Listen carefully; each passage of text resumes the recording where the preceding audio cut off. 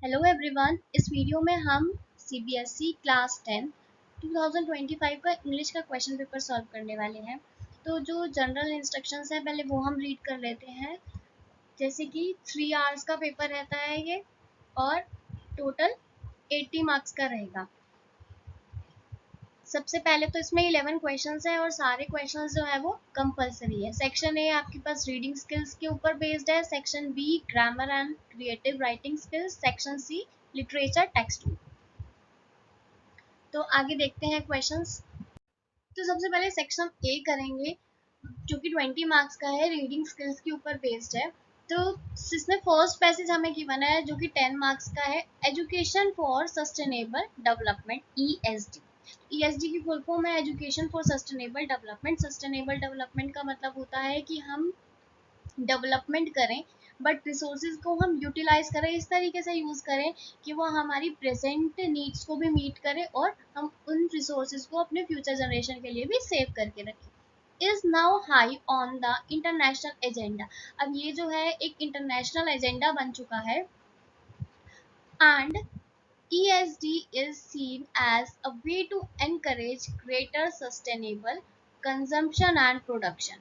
और ESD जो है एक तरीका है जिससे कि हम सस्टेनेबल कंजम्पशन, मतलब हम जो भी रिसोर्सेज है उनकी खपत कर रहे हैं, उनका यूज़ कर रहे हैं और उसका यूज़ करके हम जो भी प्रोडक्शन कर रहे हैं वो हम अच्छे से कर सकें।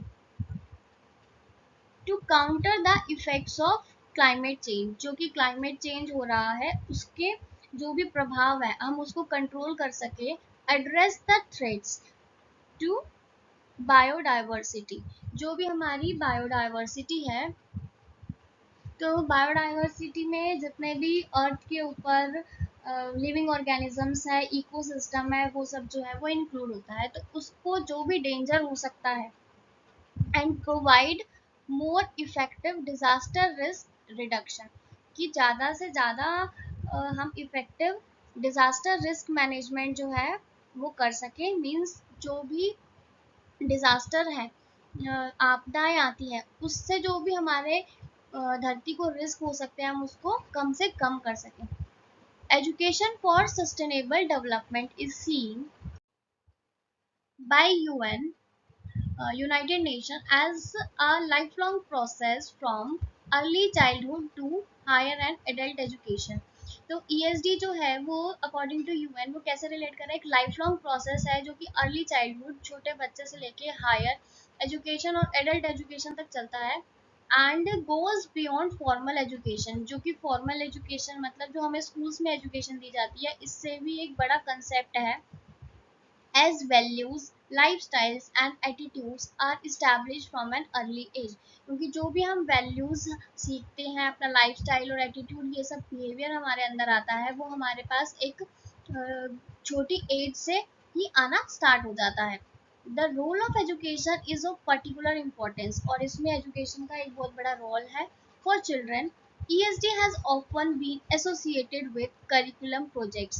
जो एजुकेशन फॉर सस्टेनेबल डेवलपमेंट है हम उसको ज़्यादातर रिलेट करते हैं करिकुलम प्रोजेक्ट, मतलब पढ़ाई के प्रोजेक्ट्स के साथ, लिंक्ड विद रिसाइकलिंग, जिसमें कि रिसाइकलिंग आ जाता है, एनर्जी एंड वाटर कंजर्वेशन आ जाता है, पोल्यूशन रिडक्शन आ जाता है, and sustainable consumption, all developed to contribute towards achieving a more sustainable future। और ये सारे के सारे जो है वो कंट्रीब्यूट करते हैं कहीं ना कहीं कि हम एक सस्टेनेबल फ्यूचर को अचीव कर पाए। Research from development psychology, longitudinal studies, socio-cultural analysis, and neuroscience have all shown that it is in the early years that children have the greatest capacity to learn। तो इतनी सारी जो research है सबने यही शो किया है कि सबसे ज़्यादा जो कैपेसिटी है वो छोटे बच्चों में होती है, चिल्ड्रन में होती है सीखने की। And it is in these years that many of our fundamental attitudes and values, तो यही हमारे पास टाइम है कि जो हमारी फंडामेंटल बिहेवियर्स, एटीट्यूड, वैल्यूज जो हैं वो हम बच्चों को दे सके। Are first put into place. Children are already investigating issues. जो बच्चे हैं वो already research कर रहे हैं कुछ issues को लेके related to recycling, energy conservation, waste disposal and changes in the local environment. ESD is early childhood care and education. ECCE is of great significance. तो जो education for sustainable development है वो बजाय कि बड़ी क्लासेस में बच्चों को सिखाने के, छोटे बच्चों को ही, प्राइमरी स्टूडेंट्स को ही अगर हम ये सिखा दें तो इससे जो है वो ज़्यादा फायदा हो सकता है. The development of ESD and ECCE requires more than just curriculum development. It provides the possibility of a transformational reconstruction.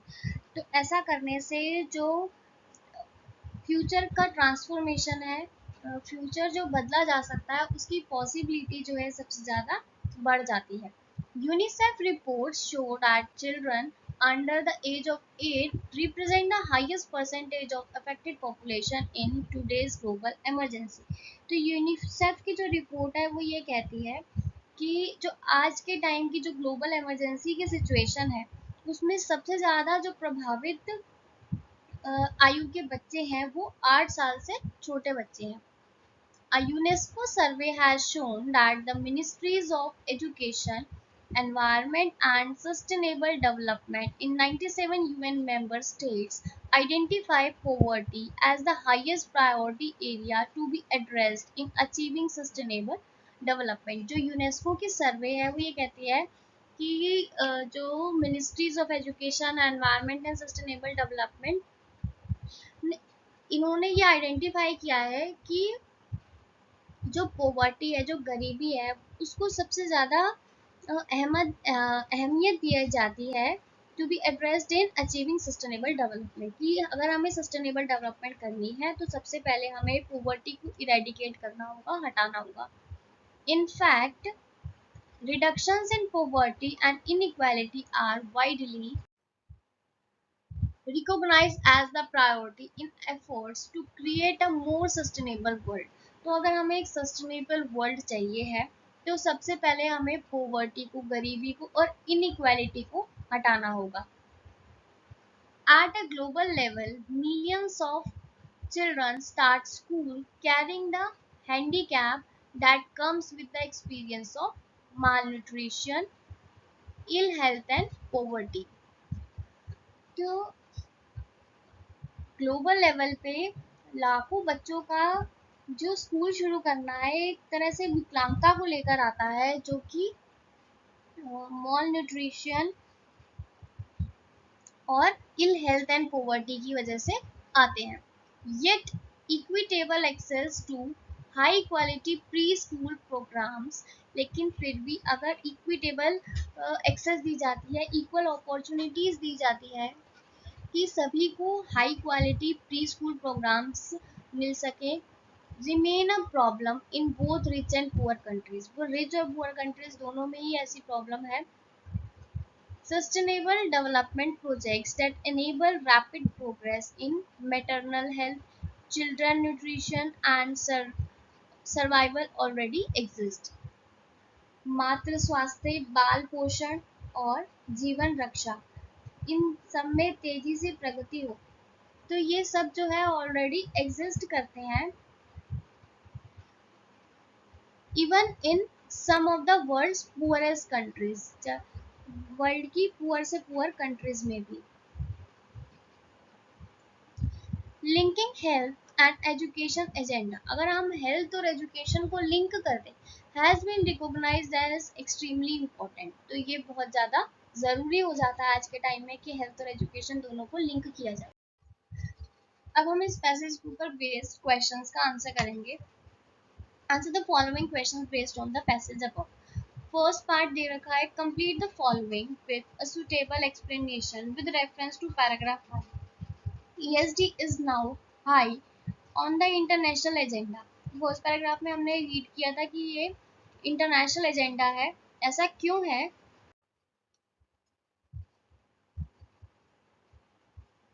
First का आंसर ये है, it is seen as a method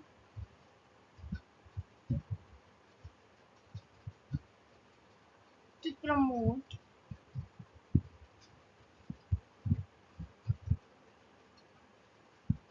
eco-friendly ways of consuming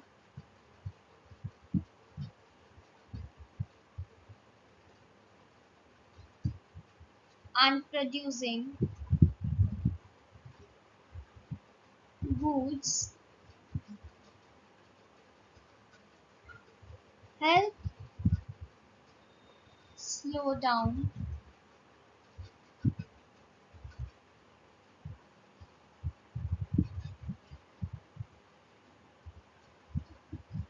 climate change,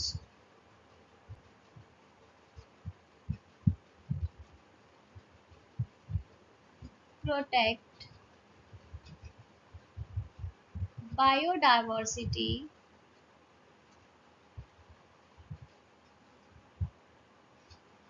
and reduce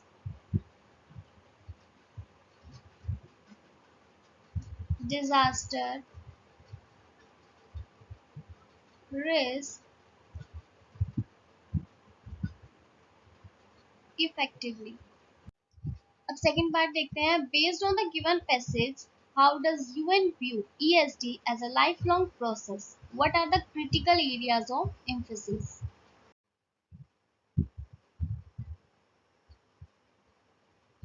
The UN views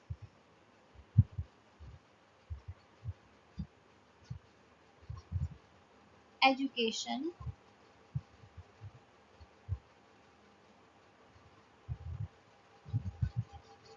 for sustainable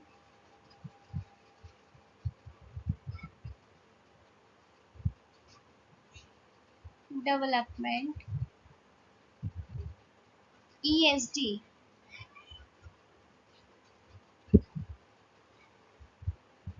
as a process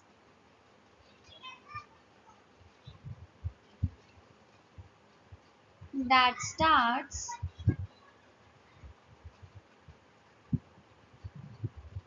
when children are young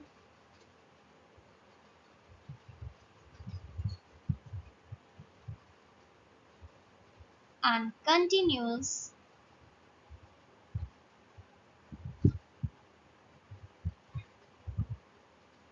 throughout their lives,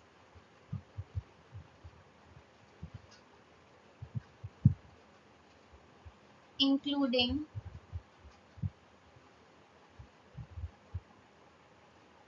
higher and adult education.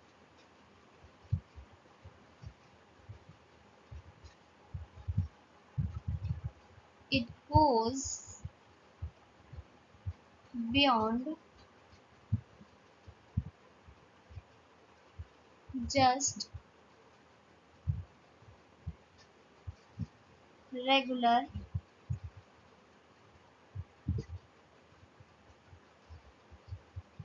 school lessons.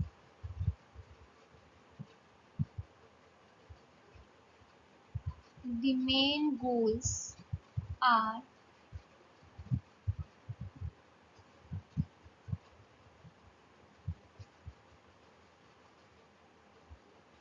teaching values,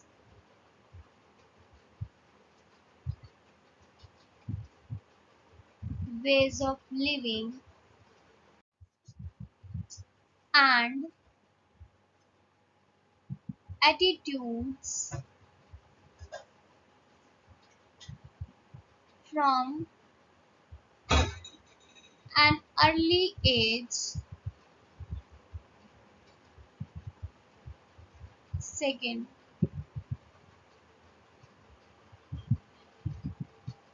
promoting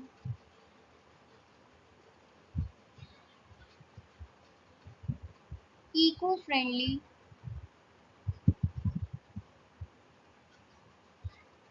consumption and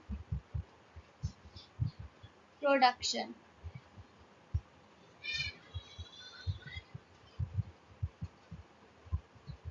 increasing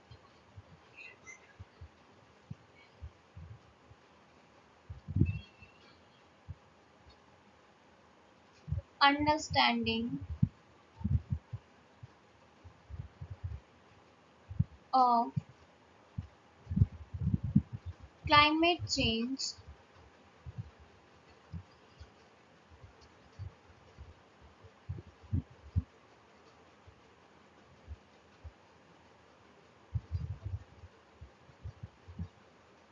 protecting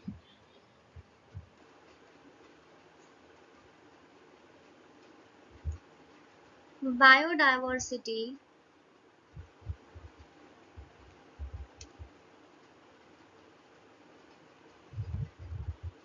and reducing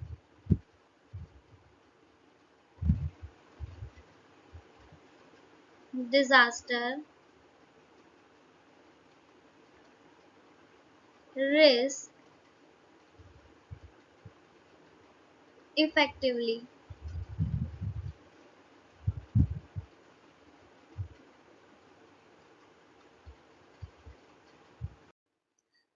Third part, list two curriculum projects that ESD Education for Sustainable Development has linked with.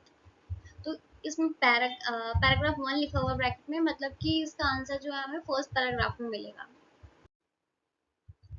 तो third का answer क्या है हमारे पास? First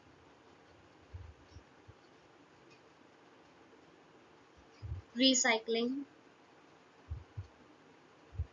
and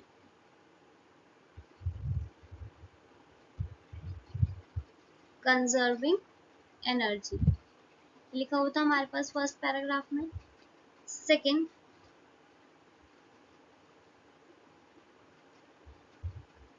reducing pollution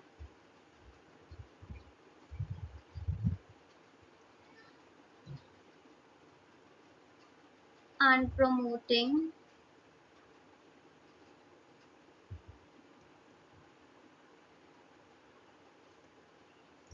responsible consumption। अब इसका fourth part देखते हैं। Complete the following suitably. Many of our fundamental attitudes and values are put into plan in the early years as, इसका आंसर हमें सेकंड पैराग्राफ में मिलेगा।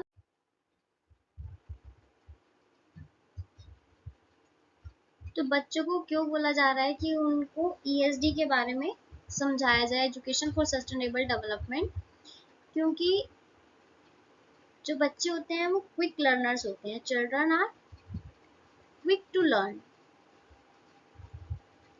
And are already exploring, तो वो कुछ ना कुछ ऑलरेडी इन्वेस्टिगेट कर रहे होते हैं एनवायरमेंटल टॉपिक्स पे।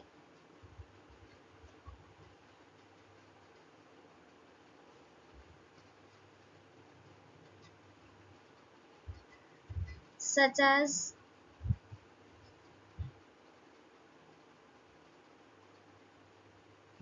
recycling,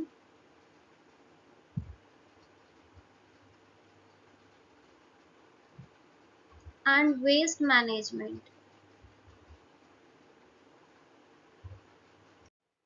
तो अब हम फिफ्थ पार्ट देखेंगे। Substitute the underline word with the correct word from the paragraph. ESD in early childhood care and education provides the possibility of transformational reconstruction।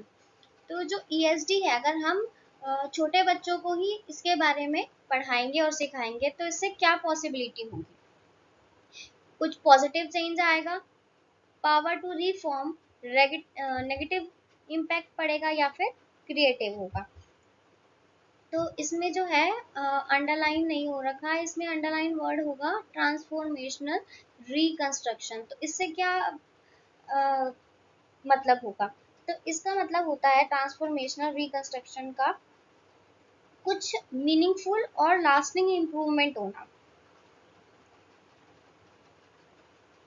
तो हमने सेकेंड पैराग्राफ में पढ़ा था कि ESD in childhood, early childhood is described as helping shape values, attitudes and lifestyle from a young age, leading to positive change। तो paragraph में ही लिखा हुआ है कि ये एक पॉजिटिव चेंज की तरफ लेकर जाता है। तो इसका करेक्ट आंसर जो है वो हमारे पास होगा part A, positive change.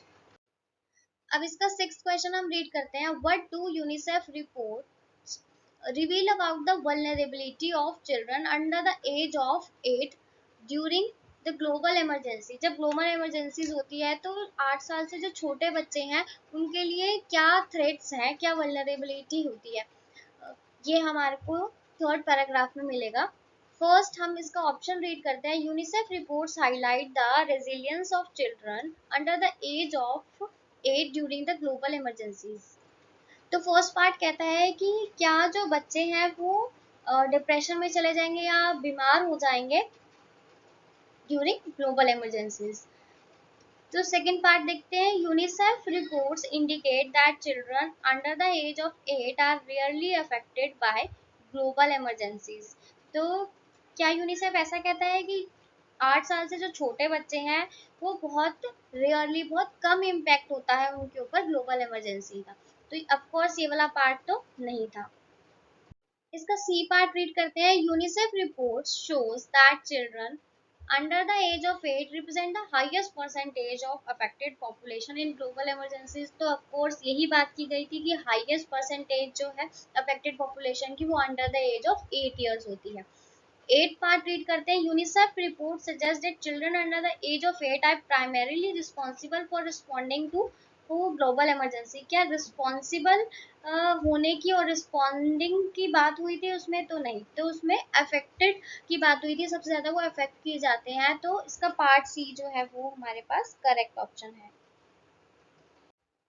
Seventh part इसका रीड करेंगे। What remains a problem in both rich and poor countries. तो हमने पैराग्राफ थर्ड में एक रीड करा था सेंटेंस जिसमें बात हो रही थी कि रिच और पुअर कंट्रीज में दोनों ही जगह पे ये प्रॉब्लम जो है फेस होती है। What has been recognised as crucial, जो कि बहुत ही क्रूशियल है, इंपॉर्टेंट है।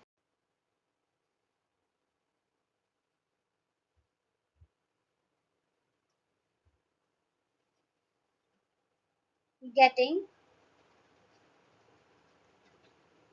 fair access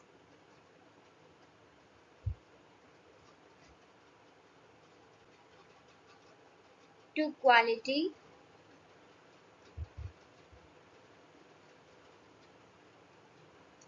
preschool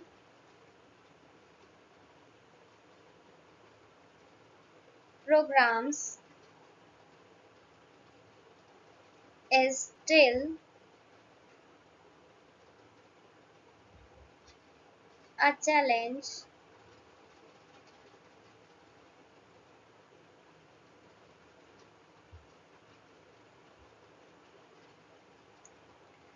in both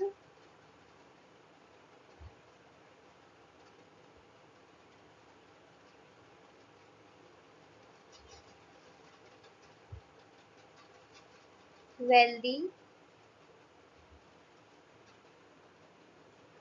and less affluent countries.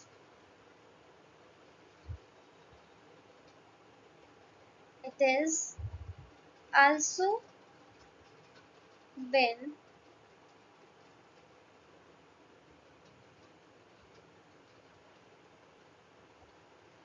recognized as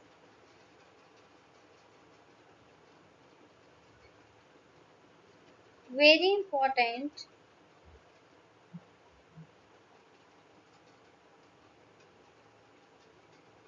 to connect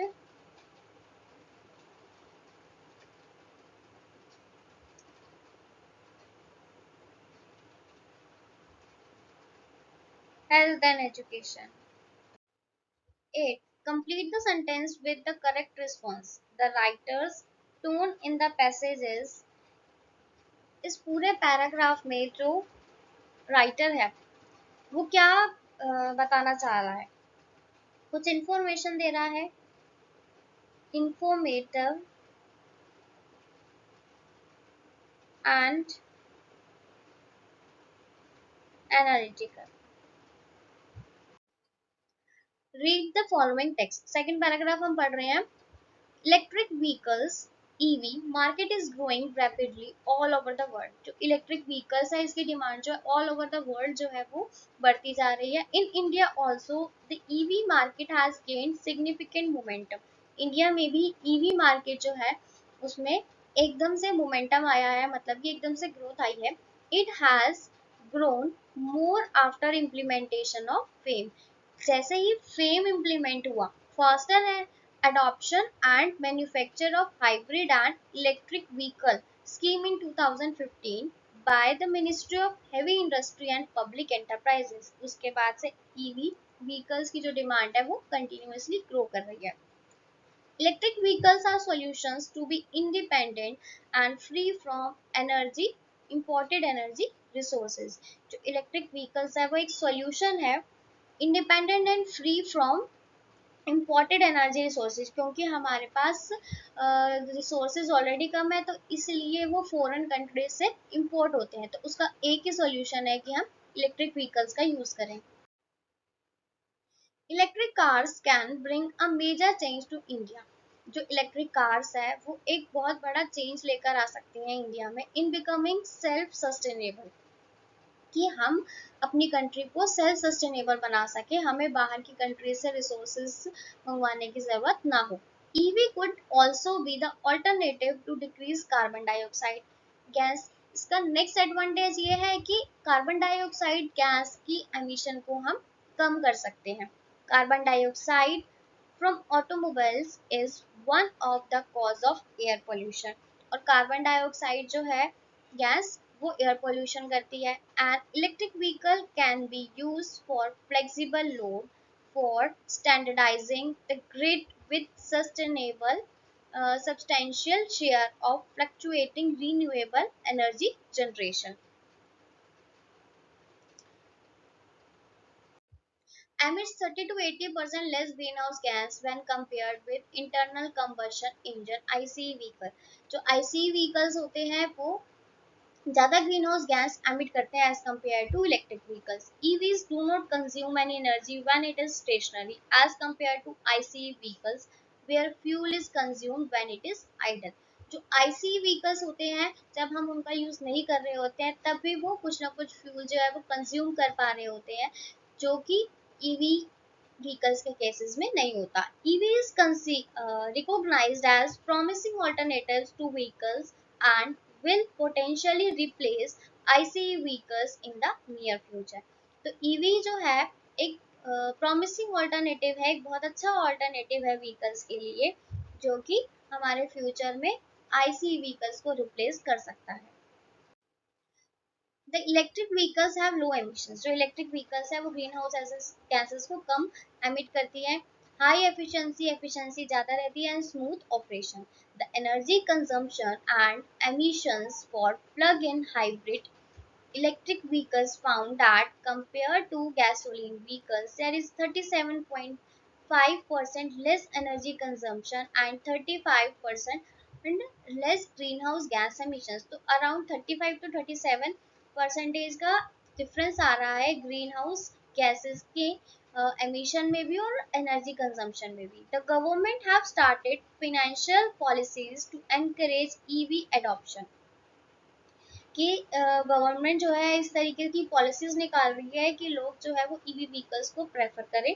However, decision makers have to plan a long-term perspective to get them implemented efficiently. और government को चाहिए कि ऐसी पॉलिसीज या plans बनाए जो कि लॉन्ग टर्म पर्सपेक्टिव को लेकर हो, ताकि इस प्लान को अच्छे से इम्प्लीमेंट किया जा सके.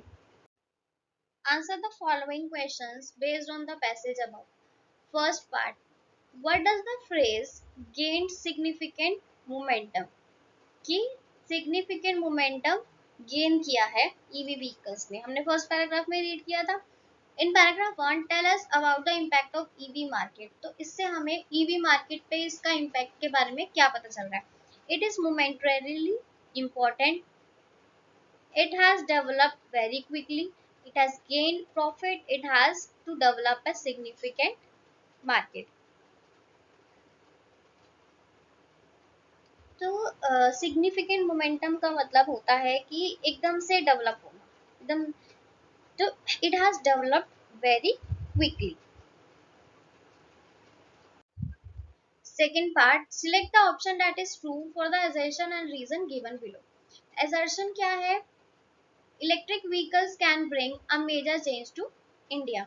इलेक्ट्रिक व्हीकल जो है वो एक बहुत बड़ा चेंज लेकर आ सकते हैं इंडिया में। Reason, it can bring India to becoming self sustainable. क्या ये चेंज आ सकता है? बिल्कुल सही, यही बहुत बड़ा चेंज है जो ईवी के थ्रू हमारे देश में आ सकता है। तो both assertion and reason are true and the reason is the correct explanation of the assertion. Part 3, give two benefits of using electric vehicles over internal combustion engine vehicles.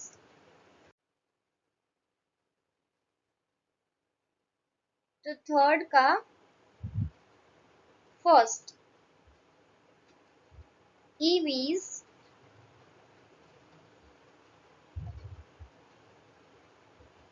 produce 30 to 80% fewer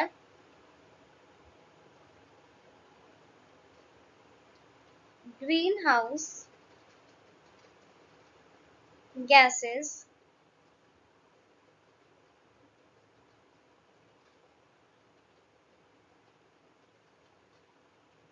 in comparison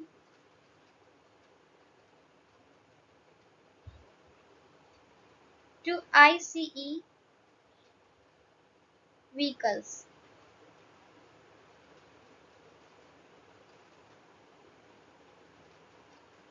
Electric vehicles do not use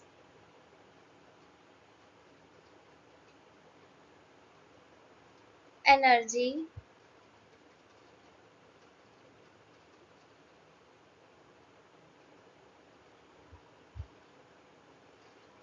while stationary, whereas ICE vehicles continue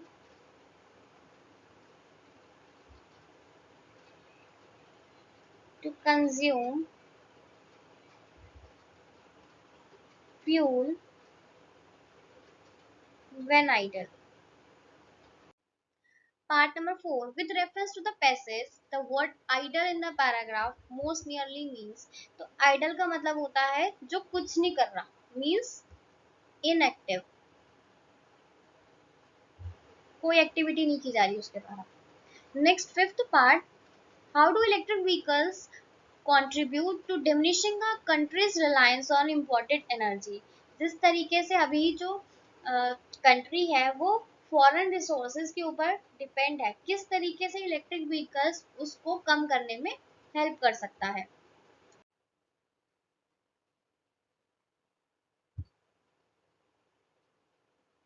electric vehicles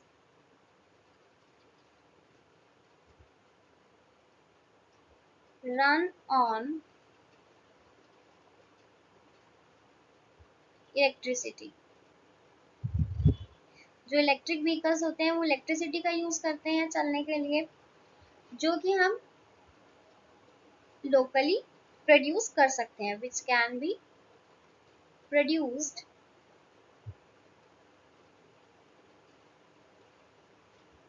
locally from renewable resources। जो कि renewable resources से बनाई जा सकती है।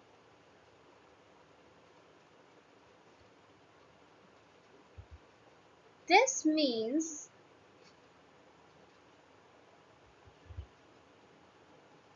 we don't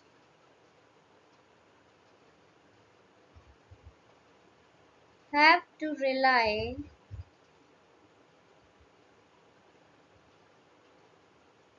as much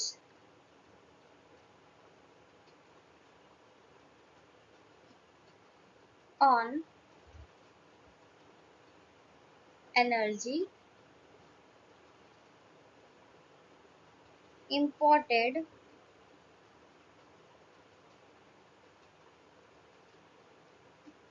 from other countries. अब sixth part, read the given prompt and give the correct option in the brackets to fill in the blank. EV could be the alternative to dash the carbon dioxide gas emissions. अगर हम EV का use करेंगे तो क्या होगा, carbon dioxide gas का emission जो है वो एनहेंस बढ़ेगा या रिड्यूस होगा, तो रिड्यूस होगा। Now seventh part, give evidence from the passage. हमें ऐसे evidence देने, proof देना है passage में से, to show that government is encouraging the use of electric vehicle. हमें पूरे passage में कहाँ ऐसा पता चलता है, क्या evidence है कि जो government है वो electric vehicles को encourage करना चाह रही है। तो passage में हमने एक line पढ़ी थी, financial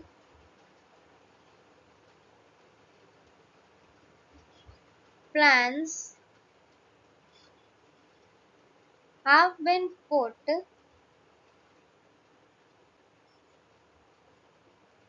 in place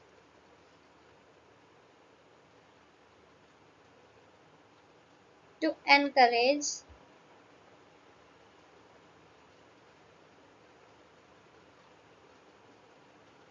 people to use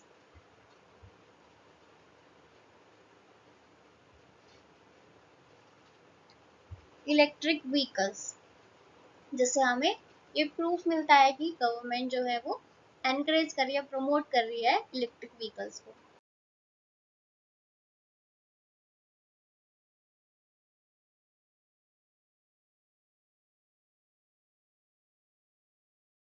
अब इसका 8 पार्ट हम रीड करेंगे, complete the sentence suitably. The result of the implementation of FAME, faster adoption and manufacture of electric vehicles is.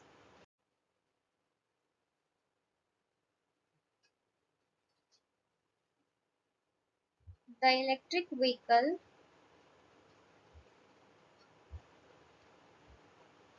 market in India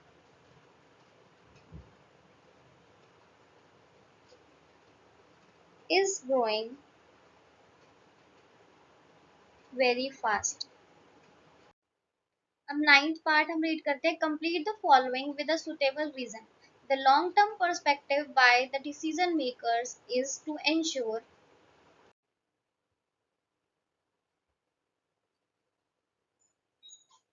in the long run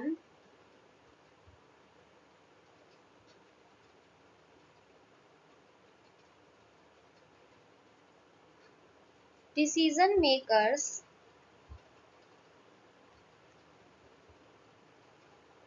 aim to put the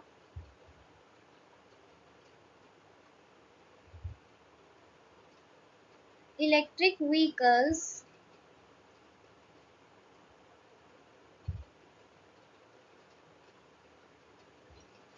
into practice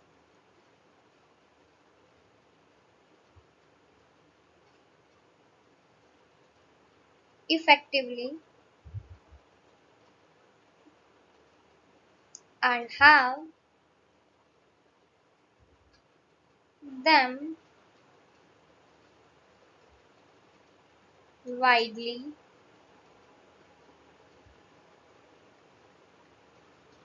accepted,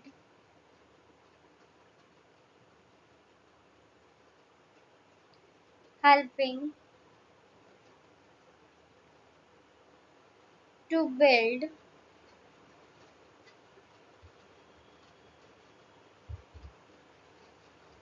a sustainable future। अब हम इसका section B solve करेंगे, grammar and creative writing skills.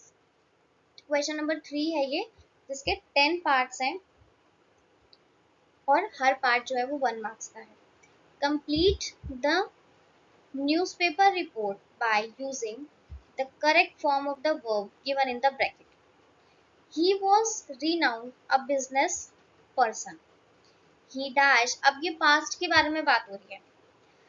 He dash a house in the city last year. अब उसने पिछले साल जो है वो एक घर खरीदा था।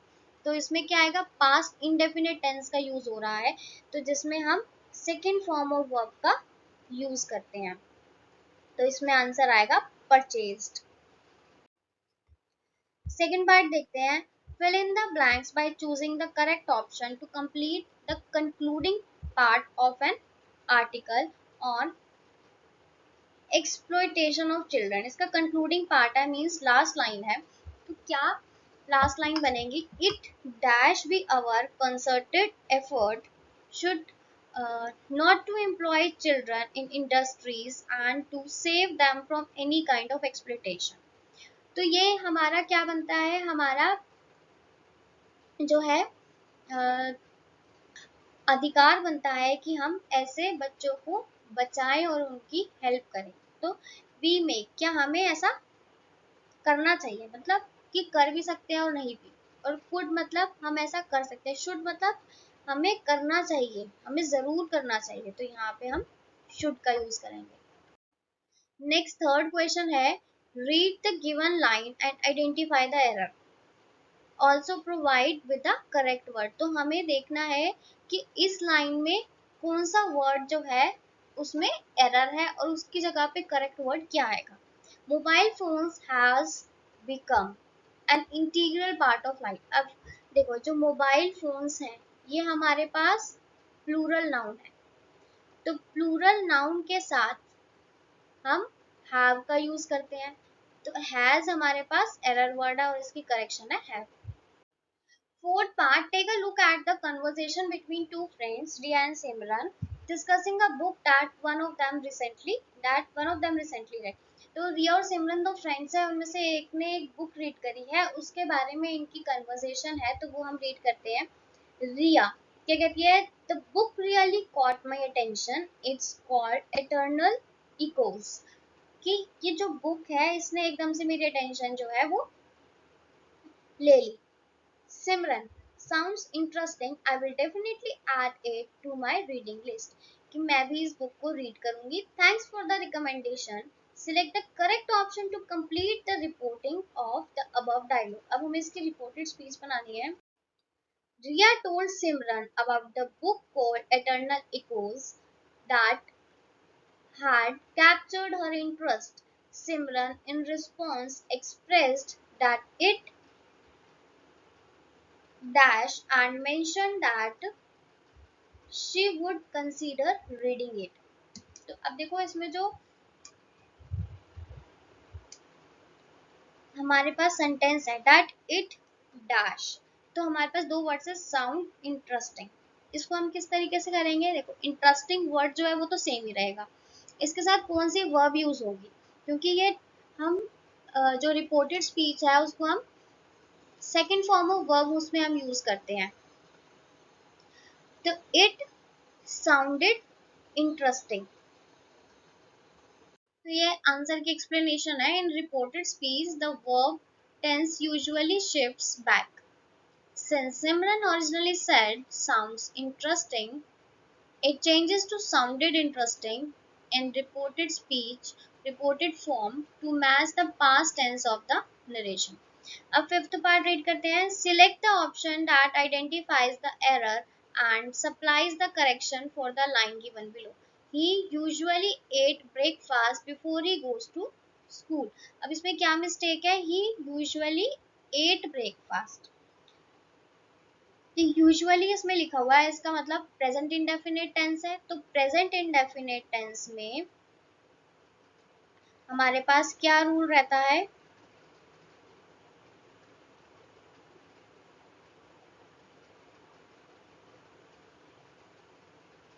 ही हमारे पास क्या है, सब्जेक्ट। यूजुअली यहाँ पे हम फर्स्ट फॉर्म ऑफ वर्ब का यूज करेंगे। तो फर्स्ट फॉर्म ऑफ वर्ब क्या आएगी हमारे पास, ईट। और क्योंकि सब्जेक्ट हमारे पास सिंगुलर है तो हम इसके साथ एस लगाएंगे। तो हमारे पास आएगा एट, जो है हमारे पास एरर है, और इसकी करेक्ट फॉर्म आएगी eats. Next sixth part, report the dialogue between a teacher and student by completing the sentence. अब टीचर क्या कह रही है, good morning, today we are going to learn about the importance of trees, they play a vital role in our ecosystem. Can you think of any other reasons? Student, I pledge to plant some trees this weekend. अब इसकी reported speech है, the student understood the importance of trees and added that, इसने क्या बोला, आई pledge, तो उसने क्या करा, प्रॉमिस। अब इसको हम पास्ट फॉर्म में कैसे लिखेंगे, promised to plant some trees, some trees हो जाएगा few trees over that weekend. Seventh part, identify the error and supply correction for the given sentence talking about the importance of sound sleep. Sleep is important in maintain one's health and well-being. So sleep is important in maintain one's health and well-being. तो इसमें क्या mistake है, देखो कि अगर हम लिख रहे हैं इन मेंटेनिंग, कि मेंटेन करके रखने में, या तो फिर हम इन मेंटेनिंग लिखेंगे या फिर हम लिखेंगे टू मेंटेन। तो इनके साथ मेंटेन जो है वो रॉन्ग सेंटेंस है, रॉन्ग फ्रेज है। Next eight part, complete the given narrative by filling the blank with correct option. When they begin to play it dash to rain, it start to rain. अब past form की बात हो रही है तो start to rain तो नहीं आएगा, it started to rain, it starts raining हो सकता है, लेकिन इट स्टार्ट्स टू रेन कहीं पास्ट कहीं प्रेजेंट, ये तो गलत है। Having start, it's having started to rain, ये भी गलत है। तो करेक्ट ऑप्शन हमारे पास आएगा started to rain. Next ninth part, fill in the blank choosing the most appropriate option. The teacher distributed a piece of paper to dash student. अब few आता तो few students होता, many के साथ भी students आएगा, अब all के साथ भी students आएगा, लेकिन each के साथ ही student आ सकता है, तो यहाँ पे each आएगा। The sentence refers to giving one piece of paper to every individual student. The word each is used when talking about individual members of a group. So the correct sentence is, the teacher distributed a piece of paper to each student. Fill in the blank by choosing the correct option to complete the line given below. Oral hygiene dash be inculcated in children early in life. जो oral hygiene है वो बच्चों को बचपन से ही सिखा देना चाहिए, तो ये चीज जो है जरूर करनी चाहिए, तो इसके लिए हम शुड का यूज करेंगे। Complete the given sentence by selecting the correct option. The information given here dash to all the products in this section. तो ये जो एप्लीकेशन है, ये जो इंफॉर्मेशन है वो सारे प्रोडक्ट्स पे अप्लाई होती है। तो इंफॉर्मेशन क्या है, इंफॉर्मेशन हमारे पास सब्जेक्ट है, तो जो भी हम वर्ब का यूज करते हैं वो अकॉर्डिंग टू सब्जेक्ट करते हैं। सब्जेक्ट हमारे पास क्या है, सिंगुलर है, तो यहाँ पे क्या आएगा हमारे पास, और सेंटेंस जो है हमारे पास प्रेजेंट इंडेफिनिट टेंस है, तो इसमें आएगा applies. The subject information is singular, so the verb must also be singular. Applies is the correct present tense verb that agrees with the singular noun information. Therefore, the correct sentence is, the information given here applies to all the products in this section. 12th read करते हैं, identify the error and supply correction for the following sentence. Be the changes you want to see in the world. अब हमें इसमें error जो है वो छांटना है, और उसके बदले में हम कौन सा करेक्ट वर्ड लिखेंगे वो करेक्शन हमें लिखनी है। तो बी द चेंजेस, आप जो है वो चेंज बनो। तो चेंजेस नहीं है, हमें वो चेंज बनना है। तो हम क्या है, सिंगुलर है, तो इसके लिए हम चेंज वर्ड का यूज करेंगे। एरर है इसमें और इसका करेक्शन क्या होगी, चेंज। चेंजेस की जगह चेंज आएगा। Creative writing skills. Not all details are presented in the questions are imaginary and created for assessment purpose. Attempt any one from A and B given below. तो इसमें आपके पास दो choices होती हैं, A और B, उसमें से आपको एक अटेम्प्ट करना होता है और ये 5 मार्क्स का है। तो फर्स्ट हम A पार्ट रीड करते हैं। यू आर राशि और Rahul of Timargarh, Himachal Pradesh. Write a letter in about 100 to 200 words to the municipal commissioner of the city, drawing attention to the unattended condition of public parks in your town. They are poorly maintained with garbage strewn and pools of stagnant water. Give suggestions on how the parks can be maintained. तो इसमें हमें एक letter लिखना है municipal commissioner को। तो सबसे पहले फॉर्मेट बनाएंगे। ऊपर हमारे पास सेंडर का एड्रेस आएगा, नीचे लिखेंगे हम to the municipal commissioner city of Simargarh Himachal Pradesh. यहाँ पे हम जिसे भेज रहे हैं रिसीवर का एड्रेस लिखेंगे। उसके बाद हम सब्जेक्ट लिखेंगे request for improve maintenance of public park. उसके बाद सैल्यूटेशन रिस्पेक्टेड सर और मैम, आई एम राशि from Simargarh, Himachal Pradesh. I am writing to draw your attention to the poor condition of the public parks in our town. The parks are not maintained properly, garbage is strewn all over, and stagnant water collects in several areas. This not only spoils the beauty of our community but also poses health risks. I suggest initiating regular cleaning drives, ensuring timely garbage collection, and installing effective drainage systems involving local residents in maintaining the parks could also help improve their upkeep. Thank you for your prompt attention. Yours faithfully, Hasmit name. अब इसका B part read करेंगे। You are Bela और Ballu of Palanpuri. You recently visited a craft mela. You were delighted to see the diversity of handicrafts, handlooms, and cultural fabric of India. However, you were dismayed that not many people were there to encourage the artisans.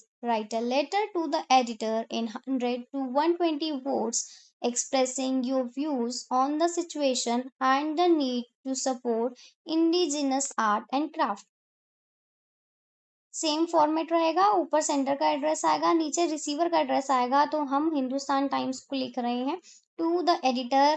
उसके बाद जिसको भी letter लिखा जा रहा है जिस भी न्यूज़पेपर के लिए, तो उसका हम नेम लिखेंगे। तो हम यहाँ लिखेंगे the Hindustan Times Palanpuri Himachal Pradesh. Subject support for indigenous art and craft.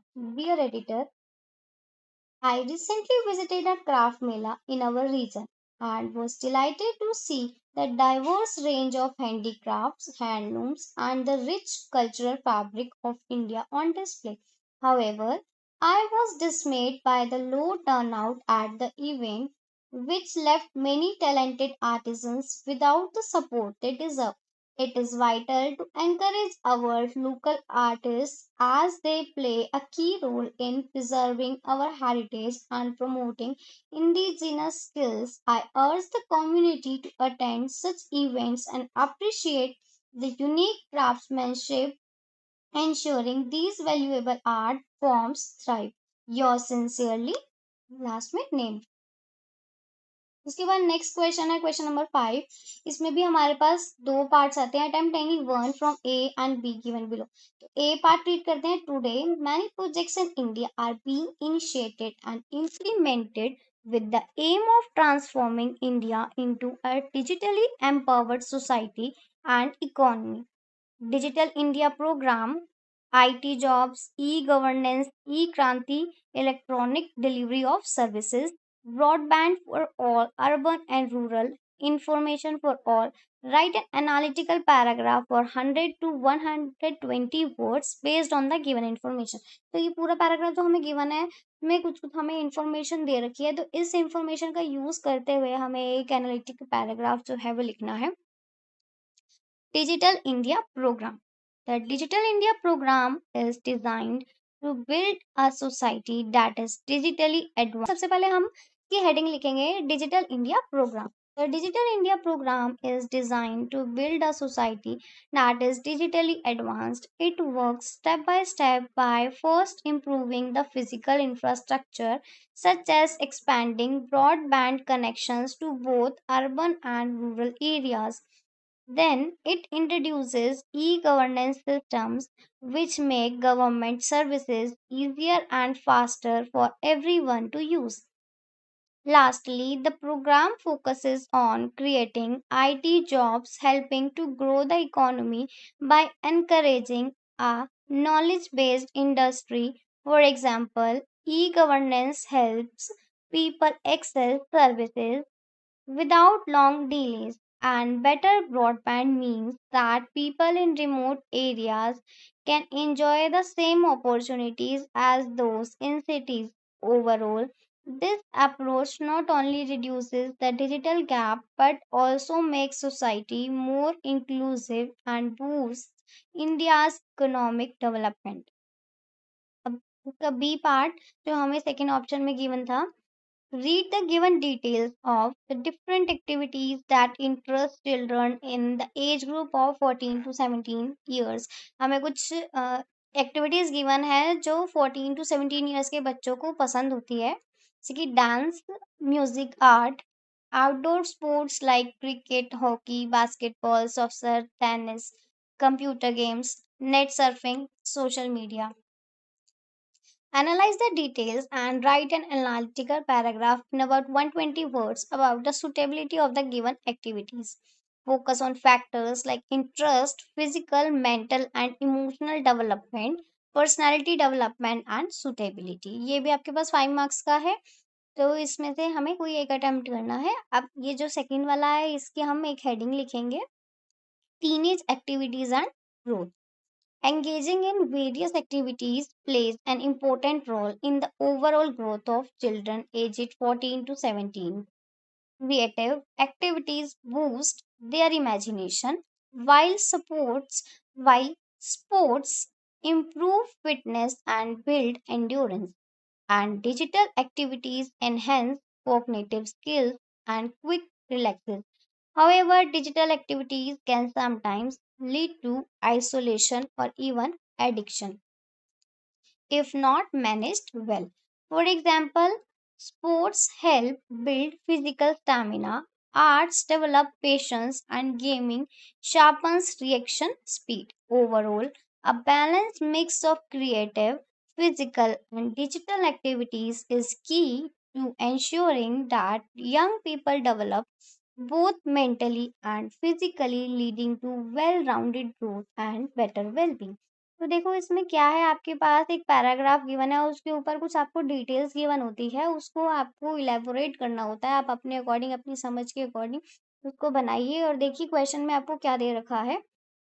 बस इसके अकॉर्डिंग आप एक पेज का पैराग्राफ जो है वो लिख सकते हैं 100 to 120 वर्ड्स का. अब हम देखेंगे सेक्शन सी जो कि 40 मार्क्स का आता है लिटरेचर में से. क्वेश्चन नंबर 6 रीड करते हैं. Read the given extracts and answer the questions for any one of the two given. तो दो क्वेश्चंस हमें ए और बी पार्ट गिवन है, उसमें से एक पार्ट हमें करना है. तो हम ए पार्ट रीड करेंगे. Paper has more patience than people. Paper में ज्यादा पेशेंस होता है लोगों से. I thought of this saying on one of those days. ऐसे एक दिन में सोचा. When I was feeling a little depressed. जब मैं थोड़ा सा डिप्रेस्ड फील कर रही थी and was sitting at home और घर पे बैठी थी with my chin in my hands और मेरी चिन मेरे हाथों में थी bored and listless और मैं बोर हो रही थी और listless थी, मेरे पास कोई काम नहीं था. wondering whether to stay in or go out और सोच रही थी कि मैं घर पे ही रहूं या बाहर कहीं जाऊं. I finally stayed where I was brooding और फाइनली मैं जहाँ थी और अपना क्या करूं ऐसा सोच रही थी, वहीं पे मैं स्टे करने का सोचा मैंने. Yes paper does have more patience. हाँ, पेपर में ज्यादा पेशेंस होता है, ऐसा वो सोच रही है. And since I am not planning to let anyone else read this script. और मैं नहीं चाहती कि ये जो है कोई और रीड करे. Bag notebook grandly refer to as diary. वो ऐसा डायरी में लिख रही है. Unless I should ever find a real friend. जब तक मैं कोई रियल फ्रेंड नहीं ढूंढ लेती, it probably won't make a bit of diff. तो ये जो एक्सट्रैक्ट है from the diary of Anne Frank से लिया गया है. इसका फर्स्ट क्वेश्चन रीड करते हैं. In light of excerpt what can we infer about the speaker's emotional state. तो इस एक्सट्रैक्ट को रीड करके हम क्या कंक्लूजन निकाल सकते हैं कि जो स्पीकर है उसका इमोशनल स्टेट कैसा है. का आंसर पढ़ते हैं. We can tell that Anne was feeling very down. कि वो बहुत ज्यादा डाउन फील कर रही है. Bored and without energy. She was lost in thought and seemed quite sad. वो कहीं ख्यालों में खोई हुई है और बहुत ज्यादा उदास है.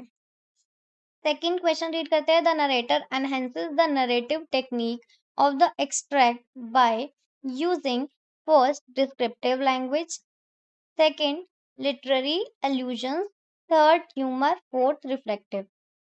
तो इसमें कौन सी नरेटिव टेक्निक जो है वो यूज हुई है. इसका आंसर है फर्स्ट डिस्क्रिप्टिव लैंग्वेज.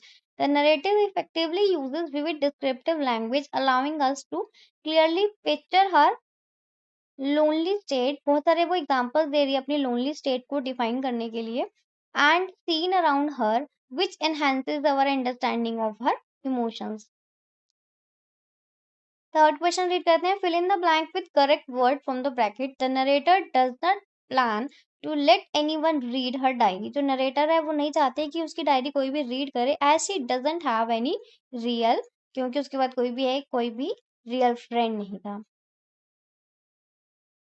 उसके बाद फोर्थ क्वेश्चन रीड करते हैं. Why does the narrator say that paper has more patience than people. अब उसको ऐसा क्यों लगता है कि पेपर में ज्यादा पेशेंस होता है एज कंपेयर टू पीपल. तो इसका आंसर देखते हैं. And Frank believe that paper is more patient than people because it listens without judging. क्योंकि ये जो है हमारी बात को बिना जज किए सुनता है. She felt that she could share her thoughts and feelings with paper. तो उसको ऐसा लगा कि वो अपने थॉट्स और फीलिंग्स जो है वो पेपर के साथ इजीली शेयर कर सकती है. Unlike people who might react negatively. क्योंकि अगर वो लोगों के साथ ये सब शेयर करती है तो हो सकता है कि वो लोग नेगेटिवली रिएक्ट करें उसकी बातों को सुन के. अब सेकंड बी एक्सट्रैक्ट हमें गिवन है. तो ये हमारे ऑप्शन में गिवन था. हमें ए या बी में से एक एक्सट्रैक्ट करना और उसके सारे क्वेश्चंस को अटेम्प्ट करना होगा. तो सेकंड एक्सट्रैक्ट रीड करते हैं. He was silent stupefied in dismay. वो बहुत ज्यादा शांत है और उदास है. Sight of his wife weeping. जब उसने देखा कि उसकी पत्नी जो है रो रही है. He stammered. वह हकलाया. What is the matter. और बोला क्या बात है. What is the matter. क्या बात है. By a violent effort. उसने बहुत कठिन प्रयास किया. She had controlled her vexation and responded in a calm voice wiping her moist cheeks. उसने बहुत कठिन प्रयास करते हुए उससे अपने रोष को काबू किया और शांत स्वर में उत्तर दिया नथिंग. और अपने गीले गाल को पोंछते हुए बोला कुछ नहीं. Only I have no dress and consequently I can not go to this affair. कि मेरे पास कोई भी अच्छे कपड़े नहीं है पहनने के लिए कि मैं इस समारोह में जा पाऊं. Give your card to some colleague whose wife is better fitted out than I. इसलिए आप ये निमंत्रण पत्र जो है वो अपने किसी सहकर्मी को दे दीजिए जिसकी पत्नी जो है मुझसे बेहतर कपड़े पहन सकती है. He was grieved but answered, let us see, Matilda. How much would a suitable costume cost? Something that would serve for their occasions, something very simple. She reflected for some seconds, thinking of a sum. अब वह दुखी हुआ और बोला आओ देखते हैं Matilda एक साधारण और उपयुक्त पोशाक की कितनी कीमत होगी. जो ऐसे अवसरों के लिए काम आ सके। उसने कुछ क्षणों तक सोचा और एक ऐसी राशि के बारे में विचार किया जिससे बिना किफायती क्लर्क की then she reflected for some seconds, thinking of a sum that could ask for without bringing in it with an immediate refusal and a frightened exclamation from the economical clerk. अब उसने ऐसा सोचा कि ऐसा क्या मांगा जा सके क्योंकि उसका हस्बैंड जो है वो एक क्लर्क था, तो जो उसके बजट में भी हो तो ऐसा वो सोच रही है। और ये जो एक्सट्रैक्ट है वो चैप्टर द नेकलेस से लिया गया है। तो फर्स्ट क्वेश्चन वो कह रहा है what can we infer about Matilda's emotions. अब हम इस एक्सट्रैक्ट को रीड करके मटिल्डा के इमोशंस के बारे में क्या जान पा रहे हैं। एंड फाइनेंशियल सिचुएशन, और उसकी फाइनेंशियल सिचुएशन कैसी है based on her husband's reaction. अब हमें ये कैसे पता चलता है, जब हम उसके हस्बैंड का रिएक्शन सुनते हैं तो हम इससे क्या जज कर पा रहे हैं। and her response to not having a dress for the affair। तो इसका आंसर देखते हैं। Matilda felt very upset and struggle to keep her emotions under control, कि वो बहुत ज्यादा उदास है और स्ट्रगल कर रही है कि वो अपने इमोशंस को कंट्रोल करे। He didn't have enough money to buy a nice outfit for the event। अब उसके पास ज्यादा पैसे नहीं है कि वो एक अच्छा आउटफिट ले सके उस इवेंट के लिए, which made her feel sad, जिसकी वजह से वो उदास है। She was never happy with her life, वो कभी भी अपनी लाइफ से खुश नहीं रही। And always dreamed of living in luxury, और हमेशा ऐसे ही एक लग्जरी लाइफ वो चाहती है। दिस डीपली अपसेट एम लोएसन, इसकी वजह से जो उसका हस्बैंड है वो भी बहुत उदास हो गया। अब क्वेश्चन नंबर 2 रीड करते हैं। Which of the following is not a reason for Matilda's distress in the extract, कि इनमें से कौन सा एक रीजन नहीं है कि मटिल्डा जो है वो उदास है। First, she has no suitable dress for the affair, ये तो ट्रू है। Second, she is upset about her husband's reaction, क्या ऐसा है। नेक्स्ट देखते हैं, she is worried about the cost of a suitable costume. Next है the card did not bear her name. तो ये सब चीजें तो ट्रू हैं, बट ऐसा तो कहीं नहीं बोला गया कि उसके कार्ड में उसका नेम नहीं था, उसका नेम था तभी तो उसको इस इवेंट पे जाना था। तो ये वाला पार्ट जो है वो रॉन्ग है। तो डी पार्ट जो है इसका आंसर हो जाएगा। The card did not bear her name। Matilda is upset because she has no appropriate dress for the event and is worried about the expense of buying one. Her distress clearly stems from her appearance and financial worries. There is no mention of any issue with the invitation and bearing her name। Next third part देखते हैं। What did Matilda suggest that her husband do with the card. Matilda जो है वो क्या suggest करती है कि वो जो उसका हस्बैंड है वो कार्ड के साथ क्या करे। तो इसका आंसर है Matilda advised her husband to give the invitation card to a colleague. तो वो कहती है कि इस इनविटेशन कार्ड को वो अपने किसी कलीग को दे दे, as his wife would be more suitable to attend the event, क्योंकि उसकी वाइफ जो है हो सकता है वो ज्यादा सुटेबल हो इस इवेंट के लिए। नेक्स्ट डी पार्ट देखते हैं। Fourth, in the given extract what does the term economic clerk imply. तो इकोनॉमिक क्लर्क का क्या मतलब है। The term economic clerk suggest that M Loisel was careful with his spending, कि वो जो है बहुत ज्यादा सोच समझ के खर्चा करता है, because he earned only a small income, क्योंकि उसकी जो इनकम है वो बहुत कम है। सेवेंथ क्वेश्चन रीड करते हैं। Read the given extracts and answer the questions for any one of the two given. तो इसमें भी हमारे पास दो पार्ट्स आएंगे, ए और बी, और हमें कोई एक पार्ट जो है वो करना होगा।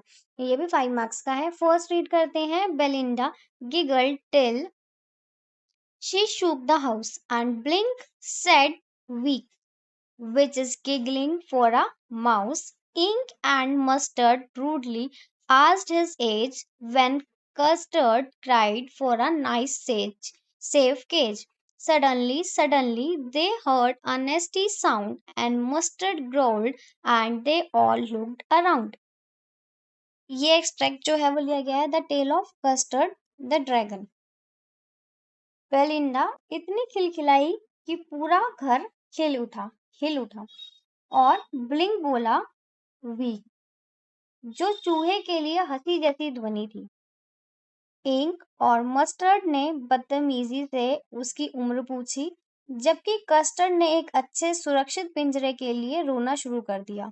अचानक अचानक उन्हें एक भयानक आवाज सुनाई दी और मस्टर्ड गुर्राया और वे सब चारों ओर देखने लगे।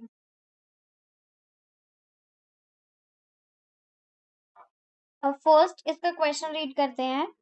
What inference can be drawn from the repetition of suddenly the above extract? अब इसमें 2 बार suddenly का यूज किया गया है, तो इसका क्या मतलब है? ये देखो, इसमें सेकंड पैराग्राफ की सेकंड लाइन में आया है, suddenly they heard a nasty sound. अचानक अचानक उन्हें एक भयानक आवाज सुनाई दी। The scene shook the house. Second, कि ये जो सीन है उसने पूरे घर को हिला दिया। Second, it highlight the Swift assault, कि इससे पता चलता है कि अचानक से कोई असॉल्ट हुआ, कोई सीन जो है वो हुआ है। थर्ड है, it emphasises that N unexpected noise was heard, कि ये दर्शाता है कि एक अनएक्सपेक्टेड सी नॉइस जो है वो अचानक से सुनाई दी। डी पार्ट है, it directs to our notice to mustard's growling, ये हमें जो है मस्टर्ड की ग्रोलिंग साउंड की तरफ जो है डायरेक्ट कर रहा है। इसका आंसर है हमारे पास सी, it emphasizes that an unexpected noise was heard. The repetition of suddenly emphasizes that an unexpected noise was heard. Repeating the word quickly builds suspense and alerts the reader to a sudden interruption in the cheerful mood, drawing focus to the unanticipated sound. तो इसलिए हमारे पास सी जो है वो correct है। अब इसका second question read करते हैं। Despite its symbolism of captivity, what leads Custard to have a preference for staying in a cage?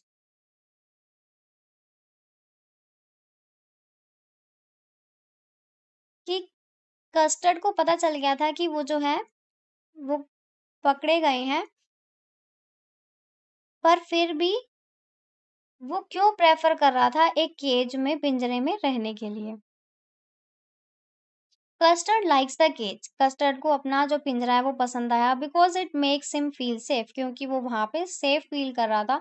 As a शाई dragon he feels much more comfortable and protected inside, far away from any danger, उसे लग रहा था कि इस पिंजरे में वो सारे खतरों से दूर है। Third, select the options that applies the same rhyme scheme as the lines of the first 4 lines of the given extract. तो वो कह रहा है कि कौन से एक्सट्रैक्ट की राइम स्कीम जो है वो गिवन एक्सट्रैक्ट के फर्स्ट पैराग्राफ की राइम स्कीम से मैच कर रही है। तो पहले एक्सट्रैक्ट की राइम स्कीम देखते हैं क्या बन रही है। ये रही हमारे पास। तो राइम स्कीम के लिए हम क्या करते हैं, लाइन का जो लास्ट वर्ड है वो हम देखते हैं। तो फर्स्ट लाइन में लिखा है, Belinda giggle till she shook the house and Blink said week which is giggling for a mouse. तो हाउस और माउस ये दोनों मैच कर रहे हैं, तो ये हमारे पास ए हो गया। Ink and Mustard rudely asked his age when Custard cried for a nice safe cage. अब इसमें सेम हमारे पास साउंड जो है वो सेम आ रही है, बट जो एज की साउंड है वो हाउस से अलग है, तो हम इसको बी नेम देंगे। और एज और केज की साउंड जो है वो सेम है, तो दोनों को हम बी बी नेम देंगे। तो हाउस माउस ए और एज केज बी बी। तो अब हम देखेंगे किसमें A B B rhyme scheme जो है वो बन रही है। फर्स्ट देखो, through the telescope she saw a star which she thought was very far. तो ए बन गया। She stretched her hand and felt the crumple of the sand. तो इसमें बन गया बीबी, तो ये वाली मैच कर रही है। सेकंड देखते हैं, through the telescope she saw a star, ये ए हो गया। शी स्ट्रेच्ड हर हैंड, तो ये हैंड जो है वो स्टार के साथ मैच नहीं कर रहा, तो ये हमारे पास आ गया B. As it was very far, अब ये स्टार के साथ मैच कर रहा है, तो इसमें आ जाएगा A. But felt the crumble of the sand, तो और इसमें आ जाएगा बी।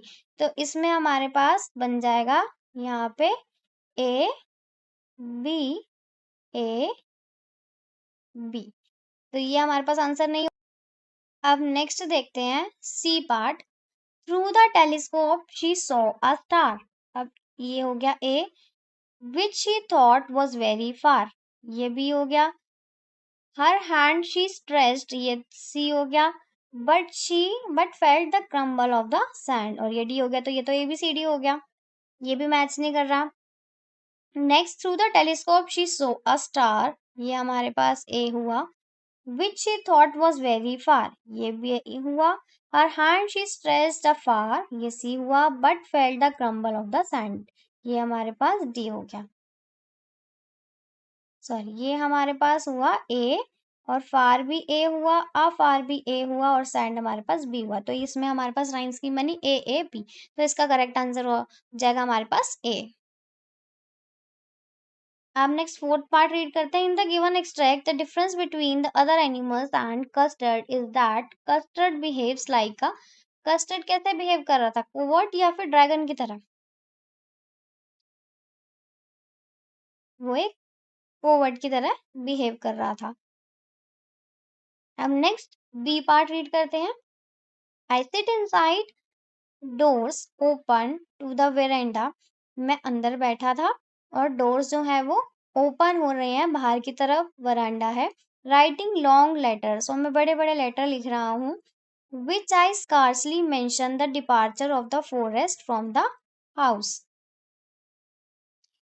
मैं अंदर की साइड बैठा हूँ और एक लंबा सा पत्र लिख रहा हूँ।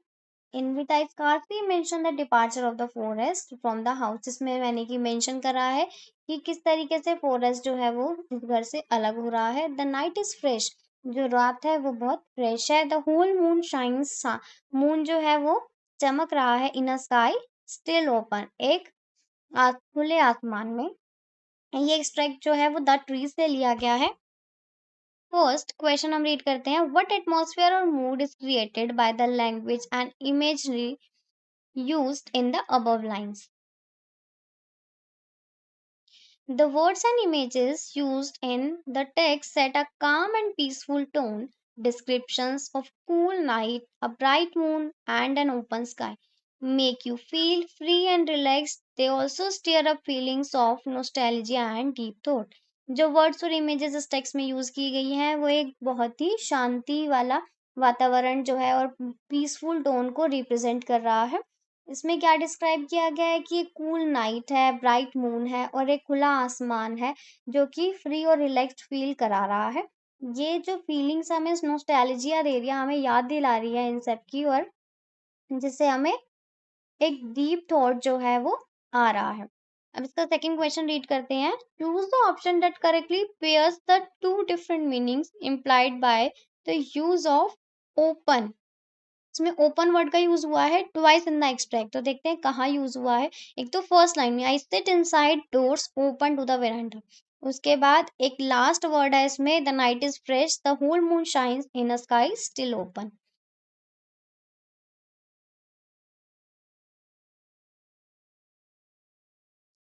तो इसका क्या करेक्ट मीनिंग है? फर्स्ट है हमारे पास कि फर्स्ट वाला ओपन जो है वो एंट्री पॉइंट और वास्टनेस बता रहा है। Next B part, sharing a common space, और नेक्स्ट ग्रेट व्यू। थर्ड है अलाउइंग एक्सेस एंड विजन और एक्सपेंस ऑफ स्पेस, एडवांटेज और ऑब्स्टिकल्स अहेड। तो इसका करेक्ट आंसर है C, allowing access and vision और expanse of space. The extract uses the word open in two ways. First, when it describes the door as open. First में वो कहता है कि डोर जो है वो open to the veranda, it means the doors are not closed, door जो है वो बंद नहीं है। Allowing access and a clear view, एक क्लियर व्यू दे रहे हैं और एक्सेस दे रहे हैं कि कोई भी डोर में एंटर कर सकता है। Second, when it says the sky still open, it emphasize the vast expanse space of the sky. और लास्ट में जब वो स्पेस की बात कर रहा है, ओपन स्काई की बात कर रहा है, तो वो कह रहा है एक खुला आसमान। थर्ड क्वेश्चन रीड करते हैं। From the provided extract what is conspicuously absent from the long letters? The speaker is writing while they sit indoors with the doors open to the veranda. अब जो हमें एक्सट्रैक्ट दिया गया है कि उसमें क्या एब्सेंट है from the long letters, the speaker is writing, जो स्पीकर जो है वो लंबे से पत्र लिख रहा है। while they sit indoors, और जबकि वो अंदर बैठा हुआ है विद द डोर्स ओपन, और डोर जो है वो ओपन है, और वेरांडा जो है वो सामने की तरफ है। The letters hardly mention that the forest is disappearing. अब letters जो है वो ये बात को मेंशन नहीं कर रहे कि फॉरेस्ट जो है आज के टाइम में डिसअपियर हो रहे हैं. This implies that there is a gap or even a deliberate avoidance when it comes to talking about the loss of nature. तो इसने डायरेक्टली इस बात को नहीं बताया कि हम जो है नेचर को लॉस करते जा रहे हैं, खोते जा रहे हैं. Next fourth part, how does the poet describe the night, वो कैसे नाइट को डिस्क्राइब कर रहा है. तो हम एक्सट्रैक्ट की तरफ चलते हैं. द नाइट इज फ्रेश, कैसे कह रहा है, और whole moon shines and the sky still open. जो डार्क है, हाँ, ब्राइटनिंग है नहीं, डेंस नहीं है, फ्रेश है. ब्राइट, तो इसमें से हमारे पास करेक्ट आंसर हो जाएगा 4 और 5, फ्रेश और ब्राइट. अब डार्क नहीं, डार्क के बारे में बात नहीं की गई है इसमें. नाइट जो है वो फ्रेश है, तो डार्क हमारे पास गलत हो जाएगा. फोर्थ एंड फिफ्थ जो है वो करेक्ट ऑप्शन होंगे. In the extract poet describes the night as fresh and bright. The word fresh suggest that the air feels cool and clean. White bright comes from the shining full moon visible in an open sky. This creates a calm and uplifting mood. 8 question read करते हैं. Answer any 4 of the following 5 questions in about 30 to 40 words each. Every creature possesses a unique characteristics that defines it, and this trait is closely linked to its nature. This concept is beautifully illustrated in the poem How to Tell Wild Animals Elucidated. अब इस question का answer करना है हमें. हमें 5 questions दिए जाएंगे और उसमें से हमें कोई भी 4 करने होंगे, और ये सारे क्वेश्चन 3 मार्क्स के हैं. जिसका आंसर है every animal is known for its special traits like the tigers roar और the leopard spots. Second, the poem shows how these features connect to the natural behaviors of the animals. Third, this way learning about them becomes fun and very engaging. Second, Pranjal seemed to have a different level of enthusiasm compared to Rajveer when they both saw that tree plantation justify glimpses of India. Pranjal had lived around tree gardens all his life, so he took them for granted and showed less excitement. Rajveer, seeing them for the first time, was fascinated by their beauty. This difference and similarity led to their varied enthusiasm. जो प्रांजल है उसमें अलग level का enthusiasm है as compare to Rajveer. जब वो tree plantation देखते हैं तो हमें इसको जस्टिफाई करना है. प्रांजल जो है वो टी गार्डन्स में रहा है, उसकी सारी लाइफ वहीं बीती है.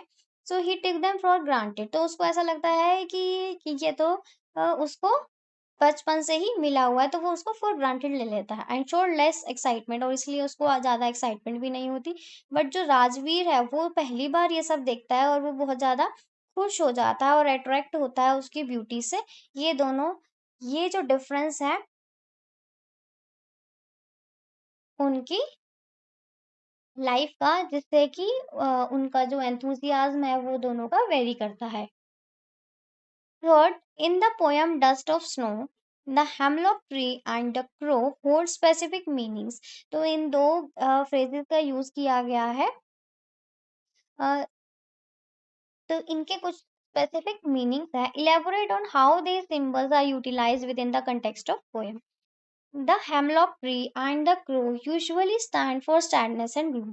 तो हम इन phrases का use जो है वो नेगेटिव के लिए या सैडनेस के लिए यूज करते हैं. Yet in the poem, a crow shaking snow from a hemlock tree unexpectedly changes the speaker's mood. But इसमें जो है पॉजिटिव वे में इसको यूज किया गया है, जो कि स्पीकर का जो मूड है एकदम से चेंज कर देता है. This shows that even dark symbols can spark positivity and hope. कि जो डार्क सिंबल्स हैं वो भी पॉजिटिविटी और होप जो है, आशा को जगा सकते हैं. Fourth, in what manner did Lencho's cornfield suffer damage?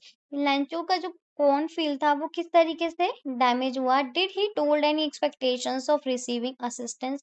क्या उसे कुछ ऐसी एक्सपेक्टेशन थी कि कोई उसकी मदद करेगा? A letter to God. Lencho's cornfield was severely damaged by strong hailstorm. बहुत तेज की जो तूफान है और बर्फबारी हुई है उसकी वजह से उसका कॉर्नफील्ड जो है वो पूरा डैमेज हो गया and that ruined his precious crops जिससे उसकी जो कीमती क्रॉप्स थी जो फसल थी वो खराब हो गई yet he held firm belief लेकिन फिर भी उसको दृढ़ विश्वास है that God would provide money to recover his lost harvest कि जो भगवान है उसको किसी ना किसी तरह कैसे जो मनी है प्रोवाइड करेंगे ताकि उसका जो लॉस हुआ है वो रिकवर हो सके शोइंग हिज डीप फेथ जिससे कि उसका जो डीप फेथ है गॉड में वो हमें रिफ्लेक्ट होता है and high expectation for divine assistance need और उसको डिवाइन पावर में बहुत ज्यादा विश्वास है Fifth, engaging in discussions and disputes rarely leads to problem resolution. कि हम डिस्कशन और डिस्प्यूट में जब अंगेज होते हैं इन्वॉल्व होते हैं तो हार्डली ऐसा होता है रेयरली मतलब बहुत कम चांसेस है कि डिस्कशन हुआ आपस में डिस्कस करना डिस्प्यूट हुआ आर्ग्यूमेंट्स या लड़ाई झगड़ा कि प्रॉब्लम का सॉल्यूशन हो सके support the statement with evidence from the text the proposal जो चैप्टर है उसके कंटेक्स्ट में हमें बात करनी है और ऐसा क्या एविडेंस हमें चैप्टर में से मिलता है जिससे ये स्टेटमेंट जो है वो ट्रू साबित हो in the proposal heated discussions worsen problems rather than solving them तो इस चैप्टर में देखा गया है कि जो हीटेड डिस्कशंस मतलब जो आर्ग्यूमेंट्स होते हैं वो वर्सन मतलब बहुत ज़्यादा सिचुएशन को ख़राब कर देते हैं प्रॉब्लम को और ज़्यादा बढ़ा देते हैं रादर देन कि वो प्रॉब्लम जो है वो सॉल्व हो the characters engage in quarrels उसमें जो करेक्टर्स की बात की गई है वो आपस में ही झगड़ रहे हैं ओवर ट्रिवियल इश्यूज छोटी छोटी बातों पे focusing on blaming each other instead of finding a real solution कि वो उस प्रॉब्लम का सॉल्यूशन निकाले इस बात को वो छोड़ के वो एक दूसरे पे ब्लेम कर रहे हैं कि गलती जो है वो दूसरे की है which clearly shows that disputes rarely lead to effective resolution इससे हमें ये पता चलता है कि जो डिस्प्यूट्स होते हैं बहुत ही कम ऐसा होता है कि उससे कोई इफेक्टिव रेजोल्यूशन जो है कोई सॉल्यूशन हमें मिल पाए question number 9 answer any two of the following three questions in about 40 to 50 words अब हमें इनमें से कोई दो क्वेश्चंस के आंसर करने हैं जो कि 3 मार्क्स के होंगे फर्स्ट है books play a significant role in shaping the personality of a person in what way did a book cause a significant shift in Richard Albright's life कि बुक जो है एक सिग्निफिकेंट रोल प्ले करते हैं एक person की personality को shape करने में डेवलप करने में in what way did a book cause a significant shift और ये सिग्निफिकेंट शिफ्ट जो है रिचर्ड की लाइफ में कैसे आया था तो ये चैप्टर का नाम हमें नीचे दे रखा है the making of a scientist answer the book the travels of Monarch deeply influence Richard Ebright's life तो जो बुक थी द ट्रैवल ऑफ मोनार्क उस बुक ने उसकी लाइफ को बहुत ज्यादा इन्फ्लुएंस किया प्रभावित किया it sparked his interest in science and inspired him to conduct real experiments इससे उसका साइंस में बहुत ज्यादा इंटरेस्ट जो है वो बन गया और वो इंस्पायर हुआ रियल एक्सपेरिमेंट्स को करने के लिए the book motivated him to work hard अब बुक ने उसको मोटिवेट किया कि वो और मेहनत करे स्टे क्यूरियस रहे उत्साहित रहे कुछ नया जानने में and eventually become a successful scientist और एकदम से क्या होता है वो सक्सेसफुल साइंटिस्ट बन जाता है even contributing to research related to cell theory इतना सक्सेसफुल वो हो जाता है कि वो ऐसी रिसर्च कंडक्ट करता है कि जो कि सेल थ्योरी में वो कंट्रीब्यूशन देती है second Bholi sent to school for an uncommon reason Bholi को एक अनकॉमन रीजन के लिए स्कूल भेजा गया leading to a distinctive twist in her story जिसकी वजह से उसकी जो लाइफ की स्टोरी है उसमें बहुत ज़्यादा ट्विस्ट आया। वो क्या ट्विस्ट था हमें ये बताना है चैप्टर के according. Bholi is sent to school not out of concern for her education. अब भोली को उसके पेरेंट्स ने पढ़ाई के लिए नहीं भेजा स्कूल। नॉर्मली जो स्कूल भेजा जाता है वो ऑफकोर्स एजुकेशन के लिए ही भेजा जाता है, बट उसके केस में ऐसा नहीं था। Because her parents believe she is dull and no one will marry her. क्योंकि उसके पेरेंट्स को लगता था कि वो बहुत ज़्यादा डल है, नालायक है और कोई भी उससे शादी नहीं करेगा। दे थिंक एजुकेशन में इम्प्रूव हर चांसेस। हो सकता है कि अगर वो पढ़ाई करे तो उसके ऐसे जो चांसेस हैं शादी होने के वो थोड़े से इम्प्रूव हो जाएं। This unusual reason leads to a twist as education empowers Boli to stand up for herself later। और इसने उसकी लाइफ में ये ट्विस्ट लेकर आया कि एजुकेशन ने उसको ये समझ दी और उसको ऐसी शक्ति दी जिससे कि वो अपने लिए आगे लड़ पाई।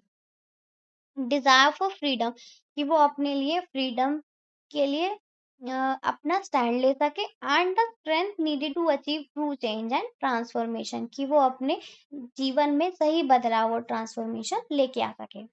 Next 11, answer any one of the following two questions in about 100 to 200 words। अब हमें लॉन्ग क्वेश्चन गिवन है जो कि 6 मार्क्स का है, हमें कोई एक क्वेश्चन करना है। फर्स्ट है, Griffin was a lawless person even though he was a brilliant scientist. Discuss footprints without feet.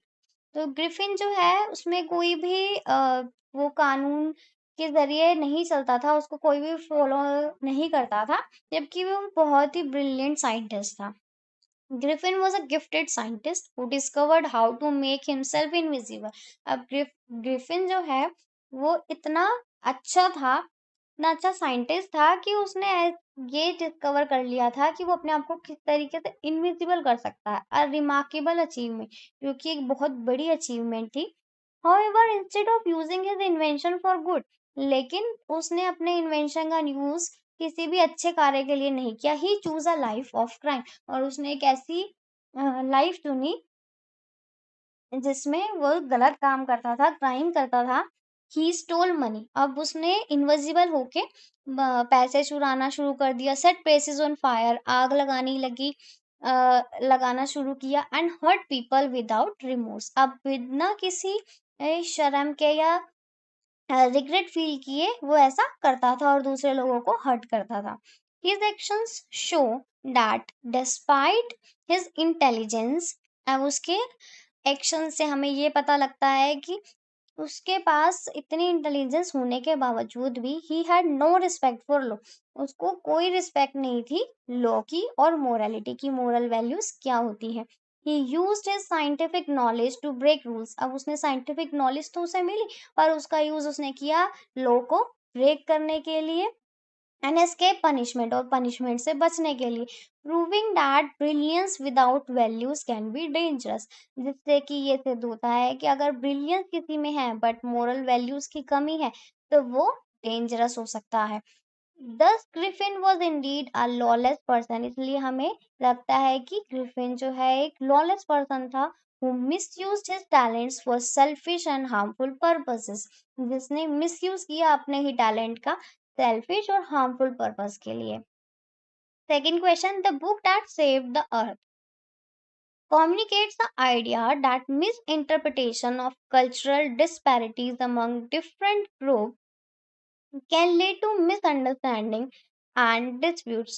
जो बुक है दैट सेव द अर्थ, ये एक आइडिया जो है वो कम्युनिकेट करती है that miss interpretation of cultural disparities, की जो कल्चरल डिस्पैरिटीज है उसको गलत तरीके से इंटरप्रेट करना अमंग डिफरेंट ग्रुप्स, अलग अलग ग्रुप्स में लड़ाई झगड़ों को और मिसअंडरस्टैंडिंग को क्रिएट कर सकता है। फ्रॉम द प्ले, इस प्ले से हमें पता चलता है डिस्कस मेथड्स टू प्रिवेंट, इस प्ले के ज़रिए हमें अलग-अलग मेथड्स जो हैं वो डिस्कस करने हैं टू प्रिवेंट सच कंफ्यूजन, जिससे कि ये कंफ्यूजन ना क्रिएट हो एंड कन्फ्लिक्ट और लड़ाई झगड़े ना हो।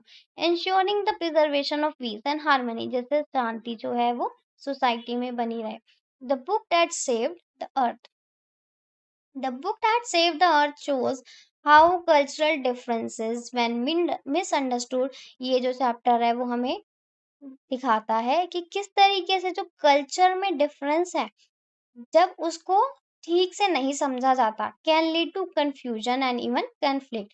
तो उससे कंफ्यूजन पैदा होती है और कभी-कभी ये लड़ाई झगड़े का रूप भी ले सकती है। In the play marchioness misinterpret a simple children's book. अब प्ले के अकॉर्डिंग आप इसमें बता सकते हैं कि इसमें मार्टियंस जो है वो गलत तरीके से इंटरप्रेट कर लेते हैं एक सिंपल सी जो चिल्ड्रन की बुक है एज अ सीरियस थ्रेट। उनको लगता है ये बहुत सीरियस थ्रेट है, नियरली स्टार्टिंग एन इन्वेजन, कि जिसने एक तरीके का अटैक जो है वो शुरू कर दिया है। This highlights the importance of understanding and respecting other cultures. इससे जो है हमें पता चलता है कि हमें दूसरे कल्चर को भी समझना कितना ज़रूरी है और उसको रिस्पेक्ट करना। टू प्रिवेंट सच मिसअंडरस्टैंडिंग्स, अगर हम चाहते हैं कि ऐसी मिसअंडरस्टैंडिंग्स ना हो, we should encourage open communications, हमें ओपन कम्युनिकेशंस रखनी चाहिए and learning about each others belief, और एक दूसरे के विश्वास को समझना चाहिए, कस्टम्स को और वैल्यूज़ को। प्रमोटिंग एजुकेशन, एजुकेशन को प्रमोट करना चाहिए। Cultural exchange programs, respectful dialogue can build help build trust. तो ये सब तरीके हैं जिससे कि हम एक दूसरे में ट्रस्ट बिल्ड कर सकते हैं। यूजिंग ट्रांसलेटर्स और cultural mediators during international interactions can also reduce confusion. अगर हम किसी भाषा को नहीं समझ पा रहे हैं तो हम ट्रांसलेटर का यूज़ करें, ताकि कल्चरल मीडिएटर का यूज़ करें सामने वाले के कल्चर को समझने के लिए। By being open minded empathetic, कि हम ओपन माइंडेड रहे और सामने वाले के कल्चर के प्रति भी एम्पैथी रखें, वी कैन अवॉइड कन्फ्लिक्ट्स, हम कन्फ्लिक्ट्स को अवॉइड कर सकते हैं and work together peacefully across cultures, और एक दूसरे के साथ शांतिपूर्ण तरीके से काम कर सकते हैं।